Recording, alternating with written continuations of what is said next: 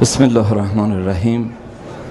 بحث در رابطه با اخلاق بندگی بود و اینکه اگر کسی بخواد این مسیر رو طی بکنه چه خصوصیاتی باید داشته باشه، که من بعضی از خصوصیات رو تو یکی دو شب گذشته اجمالاً اشاره کردم.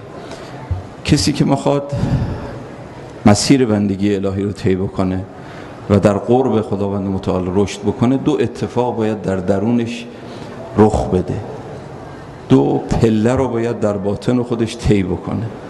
یکی صعود نیت و دیگری وفور نیت.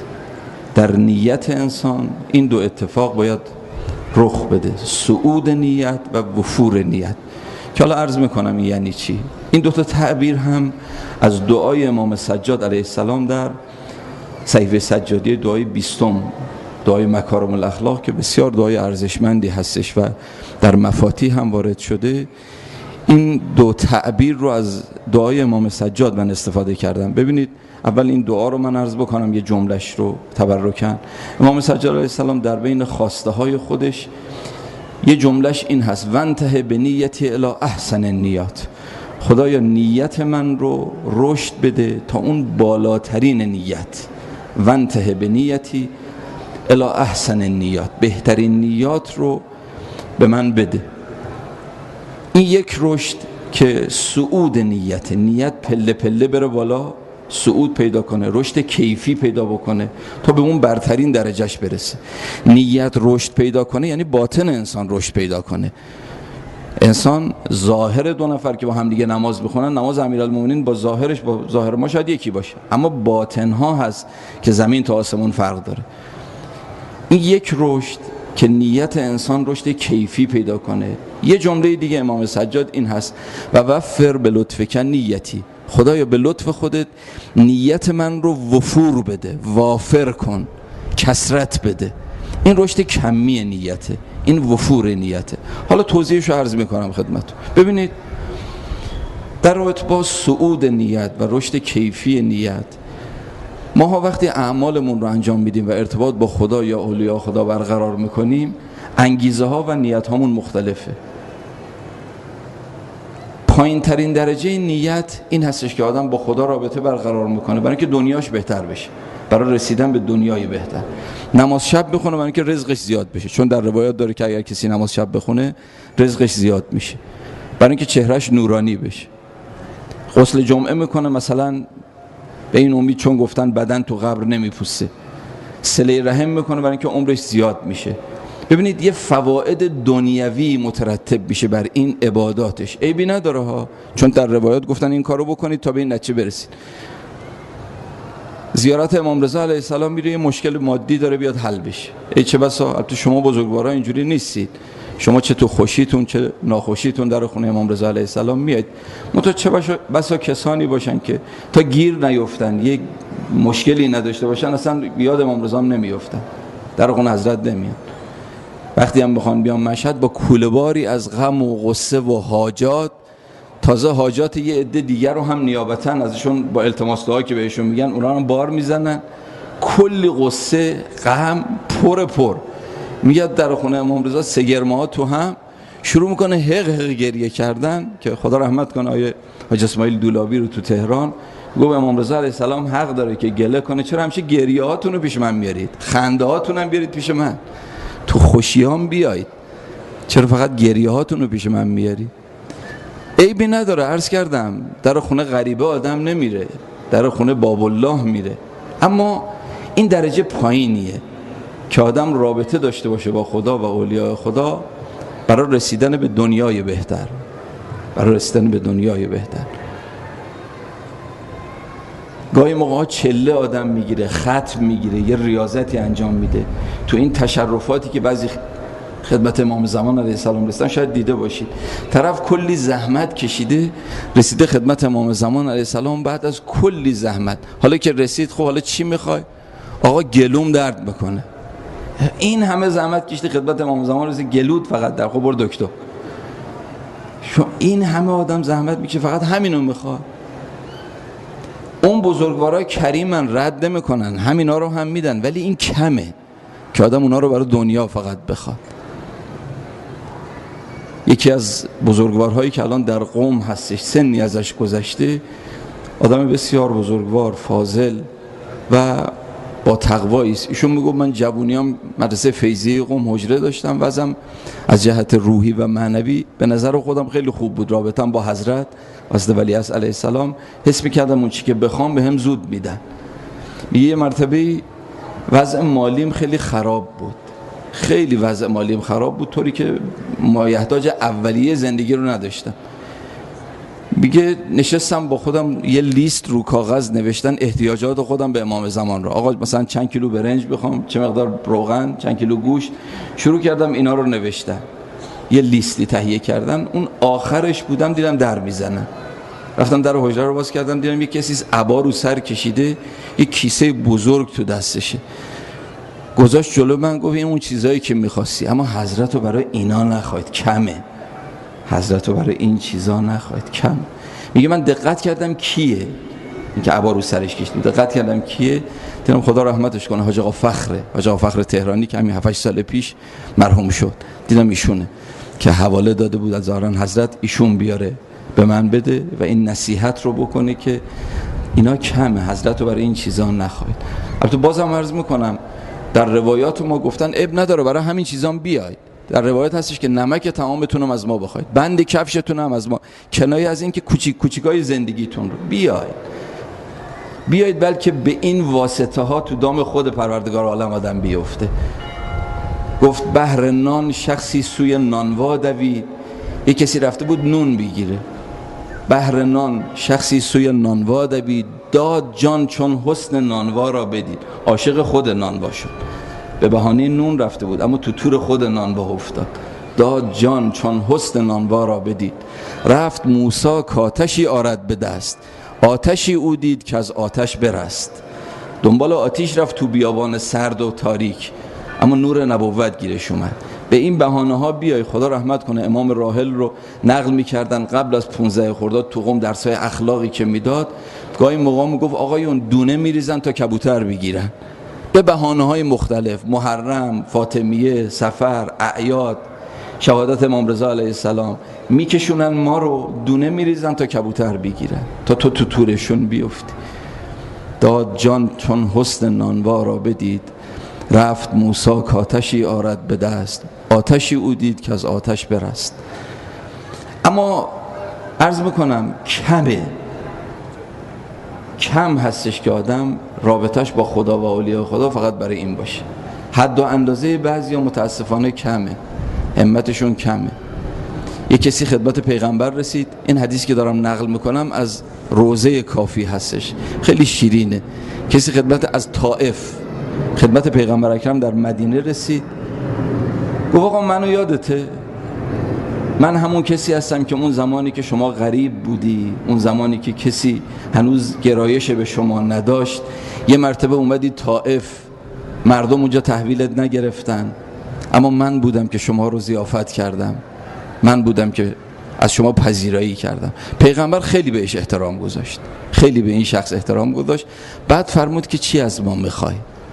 این طرف یه فکری کرد، گفت آقا اگه یه 200 گوسفند باشه و یه چوپون چی میشه؟ همت بعضیا کمه دیگه. گفت اگه یه 200 گوسفند باشه و یه چوپون چی میشه؟ پیغمبر اکرم یه سری از تأسف تکون داد، بعد فرمود که بهش بدید. بعد پیغمبر فرمود که چرا این مرد همتش کم بود؟ چرا همت اون پیرزن بنی اسرائیل رو نداشت؟ بعد خود پیغمبر داستان پیرزن بنی اسرائیل نقل کرد. فرمود در زمان حضرت موسی خداوند متعال به حضرت موسی وحی فرمودن که یا موسی جنازه یوسف رو بردار، از مصر برو سرزمین مقدس، برو فلسطین.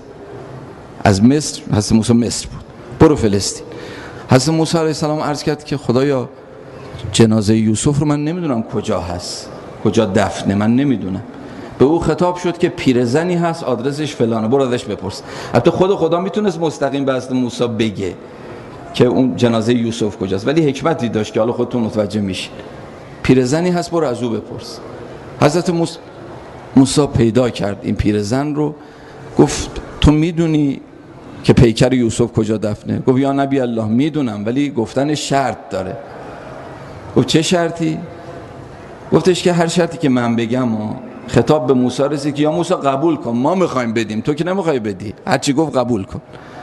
حضرت موسی گفت خب بگو. گفت یا نبی الله، شرطش این هستش که در بهشت من از شما جدا نباشم، در بهشت من هم درجه با شما باشم. پیغمبر فرمود چرا این مرد همت اون پیرزن بنی اسرائیل نداشت که از ما یه همچی چیزایی بخواد؟ 200 تا گوسفند و یه چوپون فقط خواست. همت بعضیا که در حد دنیا هستن بیشتر از دنیا نیست. یه بزرگی بود تو قم حرفی میزد عجیب عجیب عجیب، خدا رحمتش کنه. میگفت همت بعضیا در حد دنیاست، حد و اندازهشون همین مقداره، عباداتشون هم بوی دنیا میده، نمازشون هم بوی دنیا میده، یعنی تو عبادات دنبال دنیان. اما همت بعضیا که بزرگتر شدن از دنیا جوریست که معامله معاشرت و کارهای عادیشون هم بوی خدا میده. الله اکبر. بعضیا عباداتشون بوی دنیا میده، بعضیا کارهای دنیاییشون هم بوی خدا میده. اونی که بزرگتر از دنیا شده کارهایی که انجام میده همه کارش بوی خدا میده، حتی اگه یه معامله معاشرت و روابط معمولی با مردم بود همونش هم بوی خدا میده. همت ها خیلی با هم دیگه فرق میکنه. سید ابن طاووس رضوان الله تعالی علیه، این بزرگ، یک کتابی داره دوستان بزرگوار، اگر تونستید این کتاب رو گیر بیارید، کتاب خوندنی است، وصیت های سید ابن طاووس به پسرش، که اسم اصلی کتاب کشف المحجل ثمرة المحجز، ولی ترجمه شده به فانوس. این کتاب ترجمه شده به فانوس و آقای مبشری، آقای اسدالله مبشری ترجمه کردن. نصیحت ها و وصیت های یک ولی خدا مثل سید ابن طاووس که تو بین بزرگان علمای ما شاید جزو استثناها بود، یه چیز فوق العاده ای بود. ایشون میگه محمدم، به پسرش میگه محمدم اگر دنیا رو به یک دست پدرت بدن، با دست دیگرش او رو میبخشه بدون اینکه اون دست اول خبردار شده باشه. این مال اون کسی هستش که یک سینه بین این دوتا دست دهنده و گیرنده هست که از دنیا بزرگتره. این چنین حرفی از سید ابن طاووس برمیاد، این ادعا از او بعید نیست، چون یه سینه تو بین این دوتا دست دهنده و گیرنده و دهنده هست که از دنیا بزرگتره، میتونه این کارا رو بکنه. از بچگی در اومده، بالغ شده، رشد کرده. تمام انبیا اومدن ما رو رشد بدن، بگن تو که بچه نیستی. ما اون موقع که بچه بودیم یه اسباب بازیایی داشتیم، هممون هم داشتیم، هممون هم یادمونه. اون موقع که بچه بودیم اسباب بازیمون توپ بود و دوچرخه بود و مثلا عروسک بود و برای دختر بچه ها اینجور چیزا اسباب بازی ما بود. بعضیا سنشون میره بالا ولی اسباب بازیاشون عوض میشه، هنوز بچه‌ن. اسباب بازیاشون از اون توپ و تیله و دوچرخه و عروسک تبدیل میشه مثلا به ماشین مدل بالا و به فرض کنید باغ و ویلا و سرویس طلا و اینجور چیزا، ولی هنوز بچه است، هنوز در حد دنیاست. اسباب بازی‌ها عوض شده. انبیا اومدن میگن تو بچه نیستی، بزرگتر شو، تو بزرگتر شو از دنیا و همتت بالاتر از این حرفا باشه. خیلی چیزای دیگه هست. اون کسی که با خدا و اولیاء خدا ارتباط داشته باشه فقط برای اینکه دنبال کار خودش باشه، این حقیقت خداپرستی و بندگی نیست. این در واقع دنبال خودشه. به قول سعدی تو که از دوست چشمت به احسان اوست، تو در بند خیشی نه در بند دوست. تو که از دوست چشمت به احسان اوست، تو در بند خیشی نه در بند دوست. اما اگه آدم از این بیاد بالاتر، از این پله بیاد بالاتر، یواش یواش دیگه ارتباطش با خدا و اولیاء خدا برای رسیدن به دنیای بهتر نیست، نه، بلکه برای رسیدن به چیزهایی است که تو عالم دیگری هست. از بهشت وقتی شنیده آدم دلش پر میکشه، برای او کار انجام میده به شوق بهشت. یا وقتی از جهنم چیزایی رو میشنوه که وقتی پیغمبر اکرم میشنید رنگش میپرید. پیغمبر هر موقعی اگر جبرائیل از قیامت میگفت صورتش تغییر پیدا میکرد، رنگ پیغمبر عوض میشد. پیغمبر که ببانم اونا که خاک پای پیغمبر بودن و اهل باور بودن اینجوری بودن. تو تهران خدا رحمت کنه حاج آقا فائقی بود، طرفای میدون شهدای تهران بود منزلشون. من یه چیزی حدود 25 سال 30 سال یعنی از بچگی میشونو میشناختم. فوق العاده بود، یه آدم فوق العاده ای بود که ایشون هر موقع صحبت از قبر و قیامت میشد میلرزید، یعنی اول از همه خودش میلرزید. اهل باور بود، چه برسه به پیغمبر اکرم. خب آدم وقتی جهنم رو میشنوه اعمالی رو انجام میده که مبادا دچار او بشه. این خیلی خوبه، این بزرگ شده، اعمالش رو به شوق بهشت یا ترس از جهنم انجام میده، برای اون عالم زندگیشو با اون عالم تنظیم میکنه. یه بزرگواری بود تو همین مشهد، یه حرفی میزد، من نمیدونم، من شاید خیلی عمل نکردم ولی حرفش خیلی قشنگه، من میگم شماها و هممون بتونیم ان شاء الله عمل بکنیم. میگفت فلانی حرفی بزن، این جمله خیلی ساده است ولی فوق العاده است، خیلی تو زندگیمون به درد بخوره. گفت فلانی حرفی بزن یا عملی انجام بده که حجت داشته باشی. تقاضا میکنم این جمله تو ذهنتون باشه، حرفی بزن یا عملی انجام بده که حجت داشته باشی. روز قیامت وقتی خواستی با خدا حرف بزنی بهت گفت چرا، بتونی بگی چرا، حجت داشته باشی، اونجا لال نشی. خب چقدر قشنگه این که آدم زندگیشو یه جوری تنظیم بکنه با اون طرف که بتونه حجت داشته باشه. خدا رحمت کنه مرحوم آقای شیخ مرتضی زاهد رو، دیشب اسم این بزرگوار رو بردم. ایشون تو نمازش بعد از اینکه نمازش تمام میشد، نماز مغرب و عشا، یه چند تا مسئله شرعی میگفت و بعد روایتی میخوند و اون روایت رو مقدار توضیح میداد. یه مرتبه یه مسئله شرعی رو اشتباه گفت به مردم، اشتباه گفت. بعد که رفت خونشون رساله رو باز کرد نگاه کرد دید اشتباه گفته. همون شبانه بلند شد یکی یکی در خونه مأمومین، خب هم محلیاش بودن دیگه، میشناخت خونه هاشون کجاست، دونه دونه رفت در خونش. آقا من اشتباه کردم و مسئله اصلش اینه، من اشتباه گفتم، دومی، سومی، چهارمی، پنجمی. یکی بهش گفت حاج آقا چقدر عجله داری، حالا فردا شب تصحیحش می‌کردی، فردا شب میگفتی. شون برگشت گفت تو عجله نداری، شاید حضرت اسرائیل امشب عجله داشته باشه، تو عجله نداری، شاید من فرصت نکنم برای فردا شب. ببینید چقدر قشنگه که آدم زندگیشو با اون طرف تنظیم بکنه، دنیاشو بگذرونه ولی حواسش به اون برم باشه. داشتیم صعود نیت رو داریم میگیم، پله پله شخص میره بالا. از این بالاتر، البته از این بالاترش دیگه برای مثل من حرف زدنشه و فقط از این بالاتر این هستش که آدم کار رو انجام بده، اعمالی رو که انجام میده کاری به بهشت و جهنمش هم نداره. خدای چون تو فرمودی چیزی به من دادی ندادی، یا امام زمان تو اینو دوست داری من برم انجام میدم، به عشق تو میرم انجام میدم، چیزی گیرم اومد نیامد، من کار به چیزش ندارم، من چون تو اینو دوست داری، این عمل رو دوست داری، من به خاطر محبت تو میرم انجام میدم. حبن، به خاطر محبت خدا و اولیاء خدا آدم عمل انجام بده دیگه. شوق بهشت و ترس از جهنم هم نیست، بالاتره. نه اینکه چنین کسانی از بهشت خوششون نمیاد و از جهنم نمیترسن، نه، همتشون بالاتر رفته، اینا قله ها رو نشونه گرفتن. یا صاحب الزمان فلان عمل رو دوست داری، چشم، به عشق تو من میرم انجام میدم، کار به بهشت جهنمش هم ندارم. رحمت خدا بر آقای سید کریم کفاشات، شنیده باشید یه مرتبه توی تشرف امام زمان علیه السلام، یه آدم فوق العاده بود مرحوم سید کریم محمودی تهرانی، سید کریم کفاش، یه مرتبه حضرت ولیعصر علیه السلام جاشو تو بهشت نشونش داد. فوری پرسید که آقا شما هم اونجا هستی؟ شما هم اونجا هستی؟ حضرت فرمود نه، چون امام زمان خب بالاتره دیگه، اونجا نیست. حضرت فرمود نه، گفت آقا منم اون بهشت رو نمیخوام، اون بهشت که تو توش نباشی من نمیخوام، من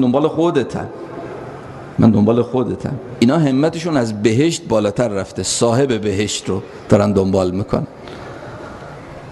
در کامل الزیارات ابن قولوی استاد شیخ مفید بوده، تو کتاب کامل الزیاراتش هستش که روز قیامت در صحنه محشر یه عده‌ای دور ابا عبدالله الحسین جمعن، اونایی که تو دنیا که بودن گریه کنای امام حسین بودن، سینه زنای امام حسین، عاشقای امام حسین بودن، تو محشر یه عده‌ای دور حسین میچرخن جمعن. از بهشت دعوت میاد از سمت قصور که بیاید بهشتتون آماده. این اصلا توجهی ندارن، دور امام حسین میچرخن، توجهی اصلا به اون طرف ندارن. گفت من که امروزم بهشت نقد حاصل میشود، وعده فردای زاهد را چرا باور کنم. اینا فهمیدن که خب بهشت با نور امام حسین درست شده، تو روایت هستش دیگه، بهشت با نور امام اینجاست. تو نقلی هستش که آخه امام حسین علیه السلام برای ما هنوز جلوه نکرده، امام رضا برای ما جلوه نکرده. اگر امام رضا علیه السلام برای ما یه جلوه کنه، کی دیگه دنبال بهشته؟ کی دیگه دنبال حور و قصوره؟ امام رضا جلوه نکرده برای ما. حضرت یوسف یه جلوه کرد برای زنای مصر، دستشون رو بریدن. امیرالمومنین اگه جلوه کنه سراشون رو میبرن، منتها جلوه نکرده هنوز.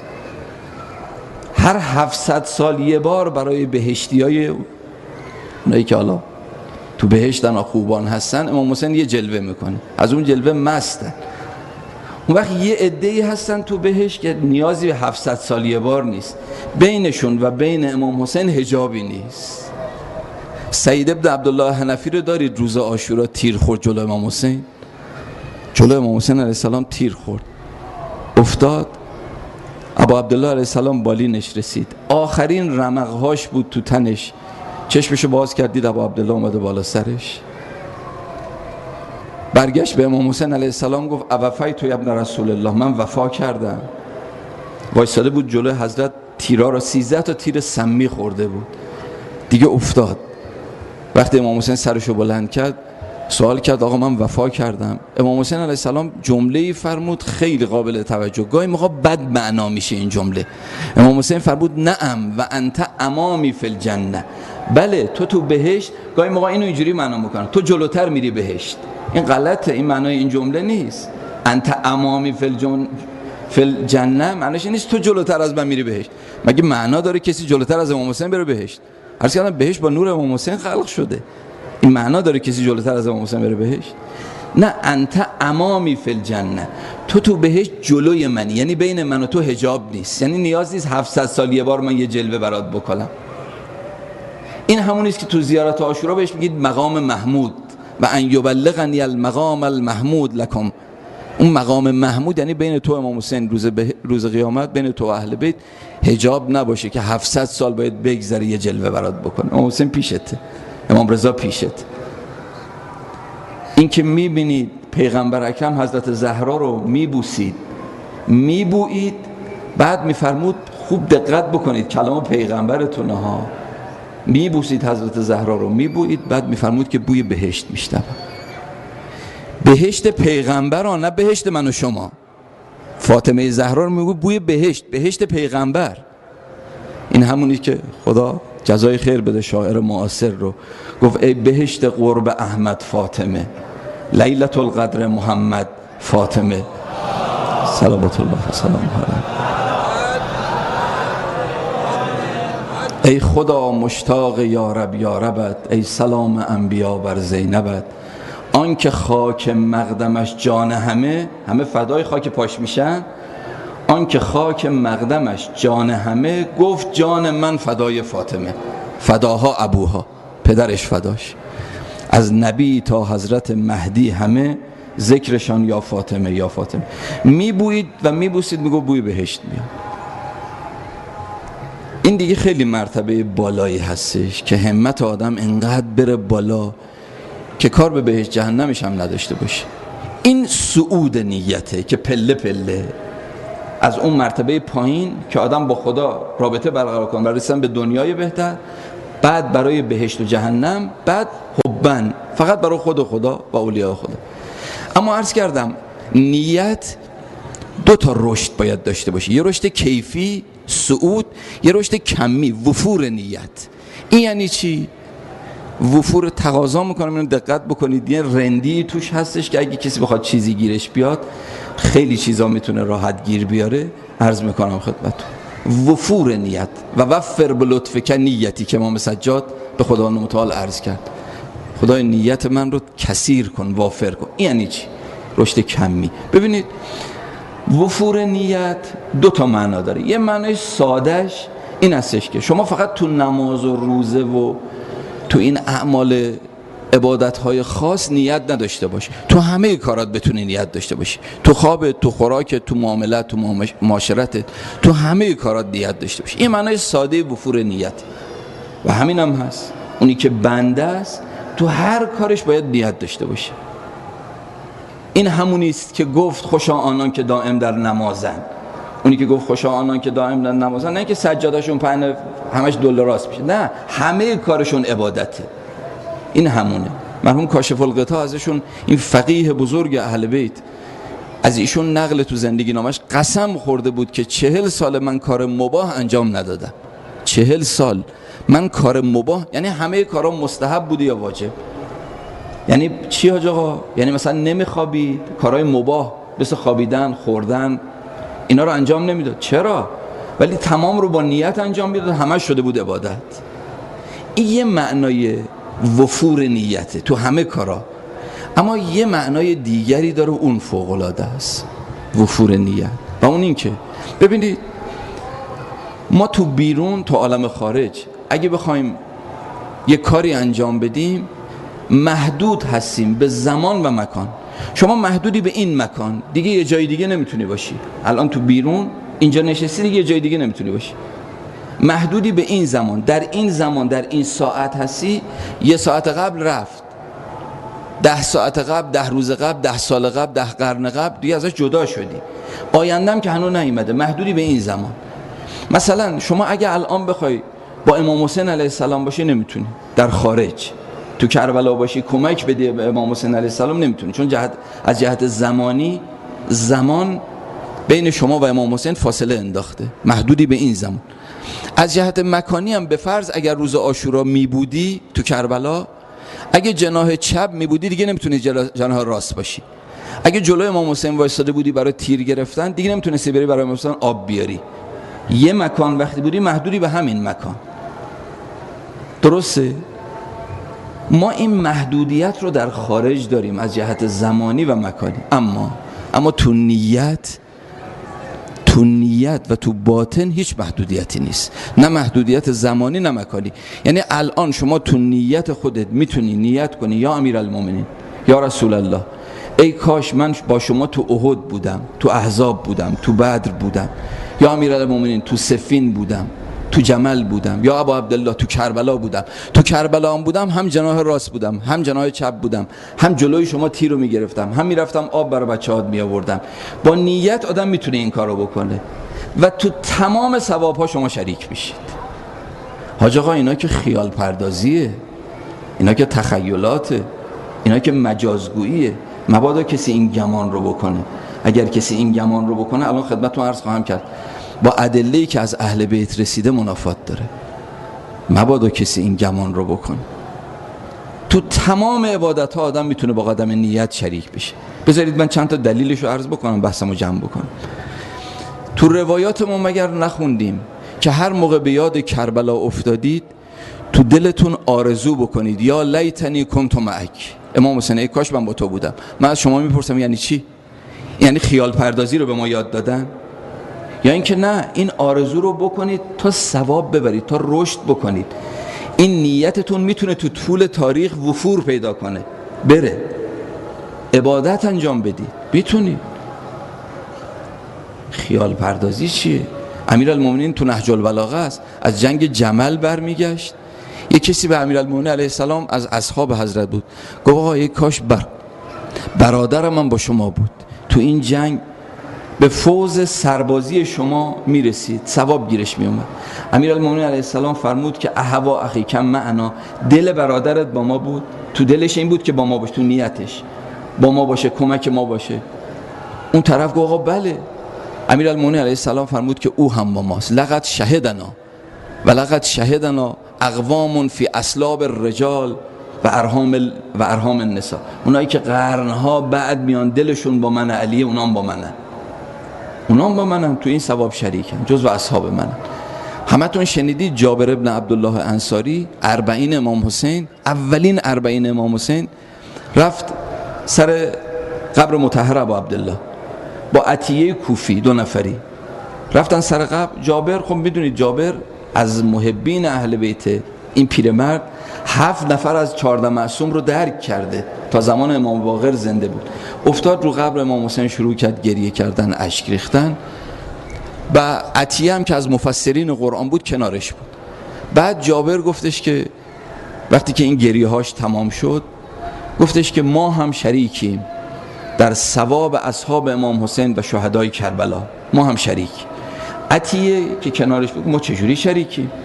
ما که نجنگیدیم، ما که تو کربلا نبودیم، نه سری جدا شد نه دستی هوا رفت، ما چجور شریکی؟ که جابر حدیث پیغمبر رو شروع کرد خوندن، گفت از حبیبم رسول خدا شنیدم که من احب عمل قوم حشر معهم و من احب عمل قوم اشرک فی عملهم. اگر کسی دلش با یک گروهی، با یک جبهه‌ای باشه، اینم شریک با اونهاست. من دلم با جبهه امام حسین علیه السلام هست، منم شریکم. اینا روایات ماست، اینا خاک خشک به دیوار پاشیدن و مجازگویی نیست، حقیقته. اسم این عبادت میدونید چیه؟ کمتر شنیدید. اسم این عبادت تاریخیه. ما یه عبادت فردی داریم، یه گوشه شما وایسا نماز فرادا بخون، بهت یه ثوابی میدن، این عبادت فردیه. یه عبادت جمعی داریم، مثل اینکه نماز جماعت بخونیم که ثوابش خیلی دیگه میره بالا. یه عبادت تاریخی داریم. عبادت تاریخی دیگه چیه؟ عبادت تاریخی یعنی که شما کاری بکنی که تو تمام عبادت‌های طول تاریخ اولیاء خدا شریک بشی. حاج آقا مگه میشه؟ بله. حقیقتاً اگر کسی از صمیم قلب آرزو بکنه و تو نیتش اینه که یا رسول الله من با تو بودم کمک میدادم، یا امام حسین با همه اینا شریک، تو همشون هست. اینا دلایلش بود که خدمتتون عرض کردم و به وفور این دلایل هست. یه چیزی آخر جلسه عرض میکنم، بحثمو تمام میکنم. یه صلواتی عنایت بفرمایید.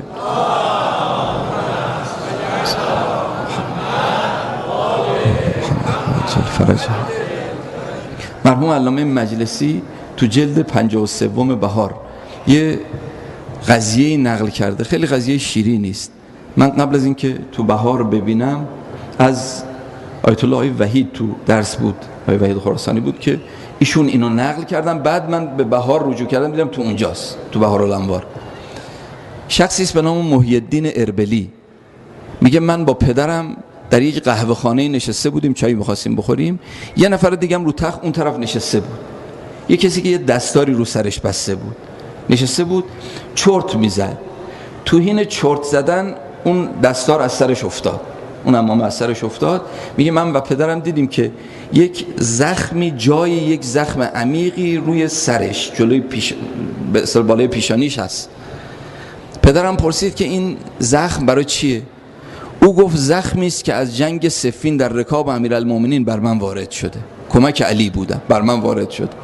من و پدرم هر دو خندیدیم، تو کجا و علی کجا؟ قرنها از صفین میگذره، تو کجا و علی کجا؟ او برگشت گفت من قضیه ای دارم، و اون این که داشتم به سمت مصر میرفتم پیاده، در بین راه از یکی از قبیله های اطراف یه شخصی با من همسفر شد. با هم دیگه وقتی راه میرفتیم از هر دری شروع کردیم حرف زدن، با هم دیگه صحبت میکردیم. یواش یواش صحبتمون کشید به صدر اسلام و جنگ‌های امیرالمومنین با معاویه. اون طرف به من گفتش که اگر من در جنگ صفین می بودم شمشیرم را از خون علی و یاران علی سیراب می‌کردم. فهمیدم عجبا، این از اشخاص ناسبیه که با اهل بیت دشمنه، این همسفر من شده، یه همچین جسارتی داره به امیرالمومنین میکنه. میگه من دیگه تاب نیاوردم، بهش گفتم اگر من هم بودم در صفین شمشیرم رو از خون معاویه و یارانش سیراب میکردم. اون هم فهمید که من شیعه سفت و محکمی هستم، شروع کرد با من زد و خورد کردن. میگه با هم دیگه یلاویز شدیم، زد و خورد شدید، کسی هم نبود حالا ما رو از هم دیگه جدا بکنه.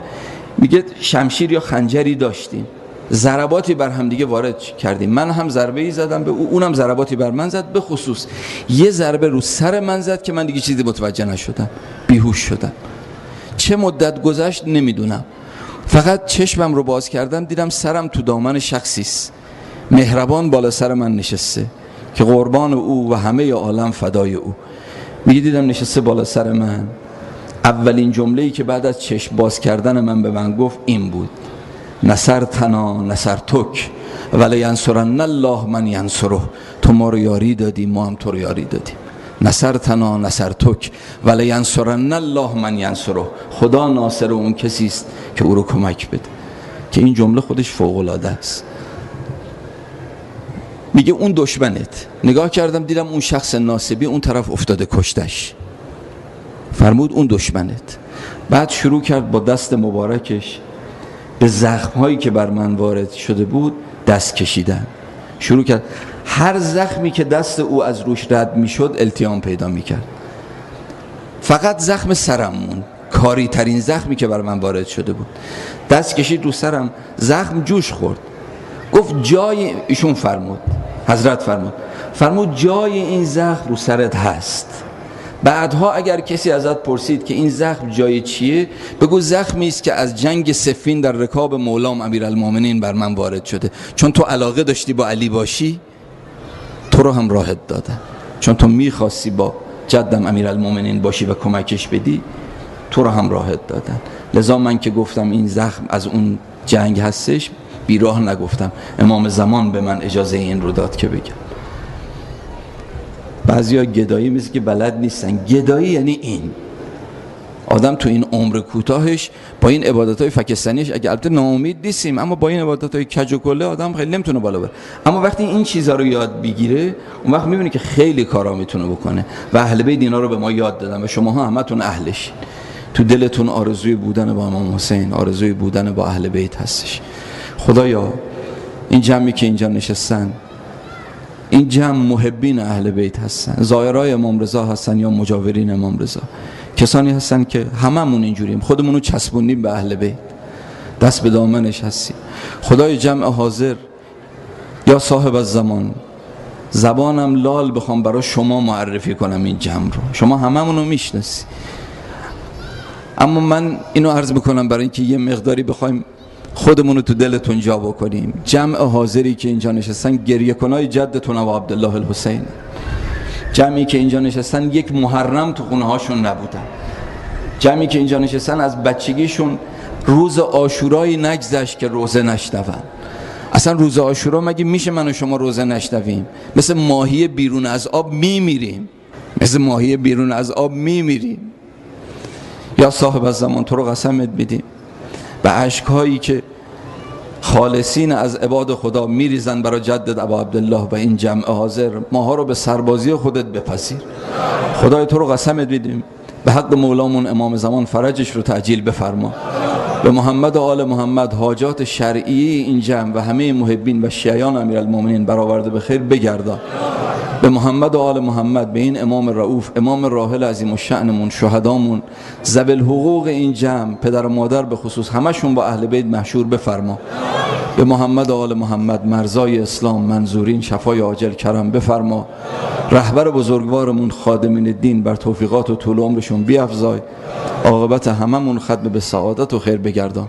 شادی دل مطهر امام زمان تعجیل در فرجش. صلواتی عنایت.